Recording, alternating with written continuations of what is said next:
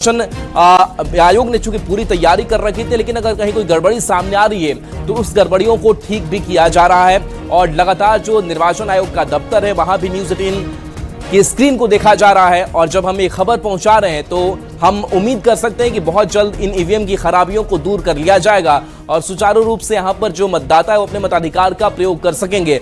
काफी देर तक हंगामे की बात यहां पर कही जा रही है। हालांकि जरूर वहां लोग इस बात को समझ रहे होंगे कि थोड़ी लेट हो सकती है, थोड़ी देर हो सकती है, लेकिन इसके बावजूद आप वोट देकर ही जाएं, क्योंकि ईवीएम में आई खराबी को तुरंत ठीक भी कर लिया जाता है। तो तकनीकी खराबियां कहीं ना कहीं सामने आती हैं, लेकिन उसको जल्द से जल्द दुरुस्त भी निर्वाचन आयोग की तरफ से किया जाता है। तो चूंकि वेबकास्टिंग हो रही है तो बूथों की क्या हालत है उस पर नजर लगातार निर्वाचन आयोग की बनी हुई है। दूसरी तरफ हम भी अपने जरिए उस पूरी खबर को दिखा रहे हैं। तो देखिए इन तीनों चेहरों को भी आप गौर से देख रहे हैं, जहां देखिए ये चेहरे जो हैं वो चुनावी मैदान में है। तो बांकीपुर विधानसभा उपचुनाव में मतदान के लिए वीवीआईपी वोटर्स भी अपने अपने बूथों पर पहुंचने लगे हैं। सुबह सबसे पहले पूर्व केंद्रीय मंत्री और पद्म भूषण डॉक्टर सीपी ठाकुर और नवादा सांसद विवेक ठाकुर ने पूरे परिवार के साथ मतदान कर लोकतंत्र के पर्व में अपनी भागीदारी निभाई। बीजेपी सांसद रविशंकर प्रसाद ने भी मतदान किया। उधर बिहार सरकार में सहकारिता मंत्री रामकृपाल यादव भी वोट डालने पहुंचे थे।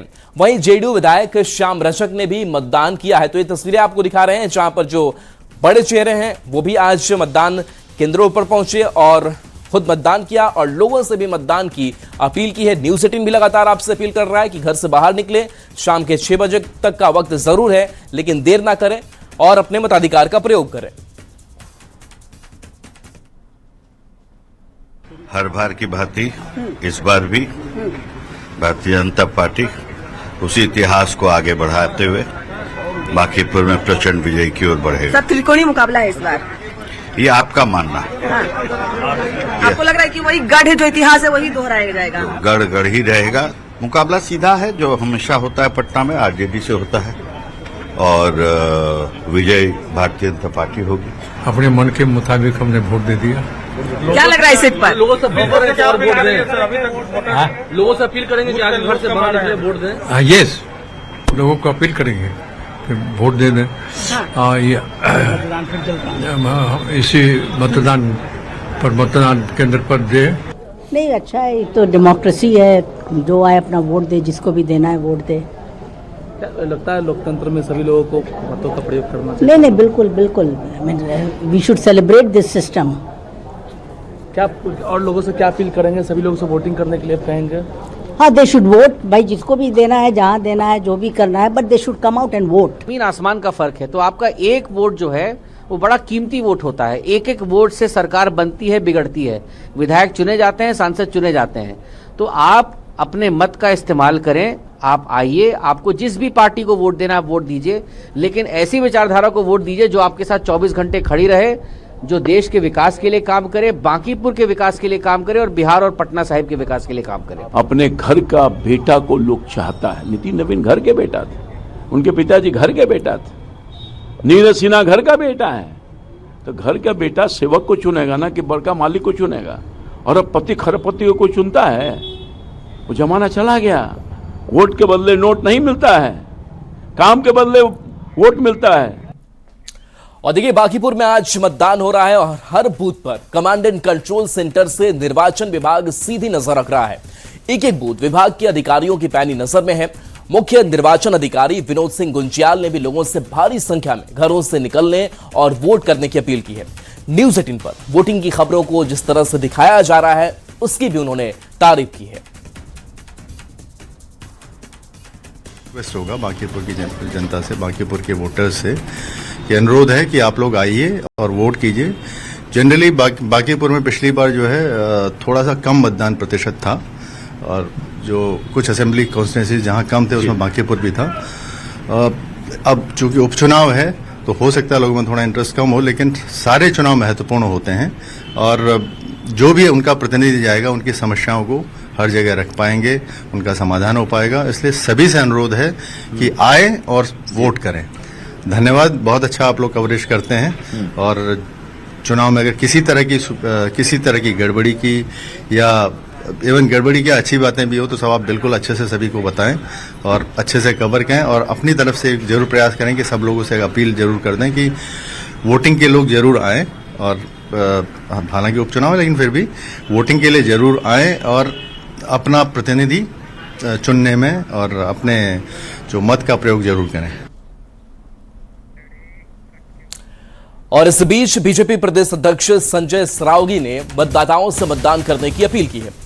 उन्होंने कहा, बांकीपुर विधानसभा उपचुनाव बहुत महत्वपूर्ण उपचुनाव है। सभी मतदाताओं से आग्रह है कि जल्द से जल्द अपने घरों से निकलें, अपना वोट डालें, विकास के पक्ष में मतदान करें। बांकीपुर विधानसभा उपचुनाव बहुत महत्वपूर्ण चुनाव है। बांकीपुर विधानसभा के सभी मतदाताओं से आग्रह है कि जल्द से जल्द घर से निकले, अपना वोट डालें, विकास के पक्ष में डालें। विकास जो बांकीपुर में हुआ है। इस बीच बीजेपी सांसद रविशंकर प्रसाद ने पटना विमेंस कॉलेज में बने मतदान केंद्र में अपना वोट डाला। उन्होंने कहा कि जनता ने बीजेपी का काम देखा है, इस बार भी उपचुनाव में जनता भारी मतों से बीजेपी को जिताएगी। लेकिन एक बात मैंने देखा है कि बांकीपुर की जनता का लगाव बीजेपी के साथ वर्षों से है और जो काम किया गया है नीतीश कुमार की सरकार के द्वारा, सम्राट जी, स्वयं नितिन नवीन जी पूर्व में सांसद के रूप में मेरे द्वारा, तो जनता ने वो काम देखा है। तो विकास की इस प्रक्रिया को और उत्साह से आगे बढ़ाएं, यही जनता का संकल्प है। तो बहुत प्रभावी निर्णायक जीत होगी। बीजेपी प्रत्याशी नीरज सिन्हा सुबह से अपने कार्यकर्ताओं के साथ बूथों का जायजा लेते नजर आ रहे हैं और सभी से रूबरू हो रहे हैं। न्यूज 18 से बातचीत में उन्होंने कहा कि वोटर्स खुलकर वोटिंग कर रहे हैं और उनकी जीत सुनिश्चित है। बूथों पे घूमना चालू किए तो अच्छा लगा। लोग पंक्तिबद्ध मतदान कर रहे हैं और लोग मतदान बहुत अच्छे कर रहे हैं और सुनिश्चित जीत है हमारी, ये दिख रहा है। मतलब वोटर्स जो हैं उनका मिजाज क्या कह रहा है? सुबह सुबह सब खुश मिजाज है, खुशनुमा है। सभी लोग हंसते हुए जा रहे हैं, सभी निकल रहे हैं। महिलाएं निकल रही हैं। महिलाएं, हाँ, मातृशक्ति का चुनाव में फर्क नहीं दिख रहा है भीड़ देखकर। भीड़ बहुत अच्छी चल रही है और चुनाव अच्छा चल रहा है और ये उपचुनाव सुनिश्चित जीत है हमारी।